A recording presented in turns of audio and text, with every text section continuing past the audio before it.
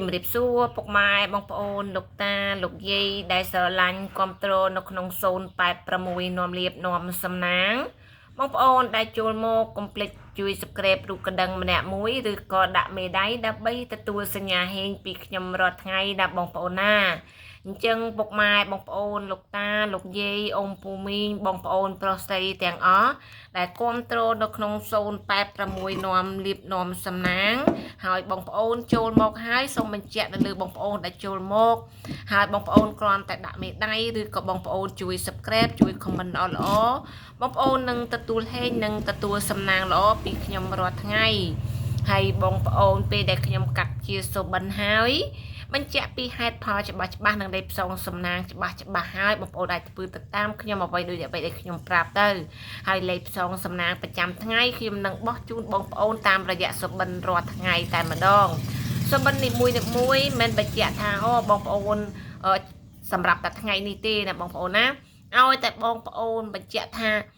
បងប្អូនបានសុបិនឃើញអ្វីមួយហើយបងប្អូនវាយចូលនៅក្នុង086ហើយជ្រើសរើសជាលេខផ្សងសំណាងបានហើយលេខហ្នឹងក៏បងប្អូនអាចជ្រើសរើសផ្សងទៅតាមសុបិនរបស់បងប្អូនដែរអញ្ចឹងបងប្អូនមិនថាថ្ងៃនេះថ្ងៃស្អែកខាន់ស្អែកក៏ដែរដល់បងប្អូនណាតែបញ្ជាក់នៅលេខសំណាងចុងក្រោយខ្ញុំបានបញ្ជាក់ដូចថាបងប្អូនចូលមើលថ្ងៃហ្នឹងបងប្អូនប៉ះចំសុបិនផងប៉ះចាំថ្ងៃដែលខ្ញុំតម្លាក់ឲ្យគឺល្អទៅបូកចូលគ្នាកាត់ជាលេខផ្សងសំណាងសម្រាប់បងប្អូនតែម្ដងអញ្ចឹងកុំឲ្យខាត់ពេលយូរឧទាហរណ៍ពុកម៉ែបងប្អូនណាដែលសូបិនឃើញ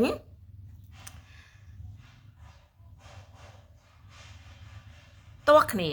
បងប្អូនដែលឃើញតោះគ្នាឬក៏បានឆ្លោះប្រកែកគ្នាឬក៏បានខឹងប្រកែកគ្នាចំពោះបុគ្គលមិនដែលស្គាល់ក្តីដែលស្គាល់ក្តីឬក៏គ្រួសារក្តីបើបងប្អូនសូបិនបែបនេះចាប់ទុកថាបងប្អូនជាសូបិនល្អ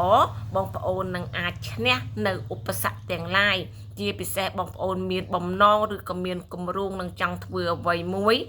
ដាក់ទុនមុខរបរអ្វីសូមបងប្អូនអញ្ជើញទៅចាស់គ្រាន់តែបងប្អូន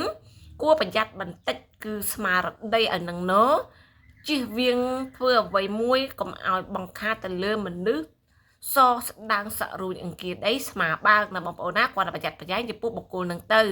តែចំពោះដំណើរជើងសាររបស់បងប្អូនអាចគិតគូរនិងពិចារណាបាននៅក្នុងការត្រេះរិះអញ្ចឹងសូមបងប្អូនអ្នកដែលមានគ្រួសារក្តីអ្នកនៅលីវក្តីគិតគូរនៅក្នុងពេលដំណើរជើងសាររបស់បងប្អូនដោយមានការប្រុងប្រយ័ត្នសុបិននេះចាប់ទុកថាសុបិនធម្មតាទេប៉ុន្តែមានជើងលេខមួយដែលបញ្ជាក់ឲ្យបងប្អូនគួរប្រយ័ត្នប្រយែងដែរមុនមកនឹងបងប្អូនមានគម្រោងនឹងចង់ធ្វើអ្វីមួយ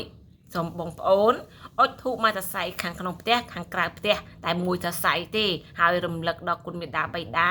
គ្រូរបស់យើងទៅបងប្អូននឹងទទួលលាភពេលណាជាងលេខរបស់បងប្អូនអាចត្រូវនឹងជោគជតានឹងហើយបងប្អូននឹងអាចបើកមុខតែម្ដងបើបងប្អូនមានមុខរបរចង់បើកហាងឬក៏ចង់ដាក់ទុនមុខរបរអីនៅក្នុងថ្ងៃនេះសូមបងប្អូនដាក់ថ្វាយផ្លែឈើនៅកន្លែងហាងយើង7មុខហើយរំលឹក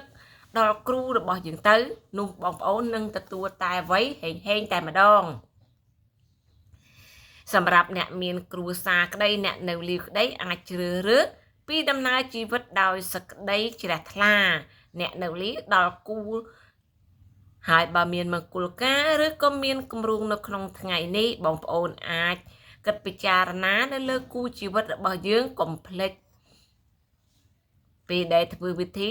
នឹកដល់គ្រូដើមរបស់យើងផងណាបងប្អូនណាអញ្ចឹងបងប្អូនអ្នកមានគ្រួសារក្តីអ្នកលើលីវស្ដីអាចជ្រើសរើសលេខផ្សងសំណាងនេះបានគឺបងប្អូនអាចយក77និង72 3លេខបងប្អូនអាចជ្រើសរើស779 778ហ្នឹងហើយអញ្ចឹងអ្នកនៅលីវអ្នកមានគ្រួសារអាចជ្រើសរើសលេខនេះយកទៅផ្សងសំណាងបានតាមការគួរអត្តភាពខ្ពស់លេខល្អបងប្អូនទាំងអស់លេខផ្សងសំណាងសម្រាប់ថ្ងៃនេះបងប្អូនលេខផ្សងសំណាងសម្រាប់ថ្ងៃនេះបងប្អូនអាចជ្រើសរើស23គុណបងប្អូនអាចអុស20មកចាប់ត្រេង23និង25ចំពោះ3លេខបងប្អូនអាចយក1 2 3គុណបងប្អូនអាចអុស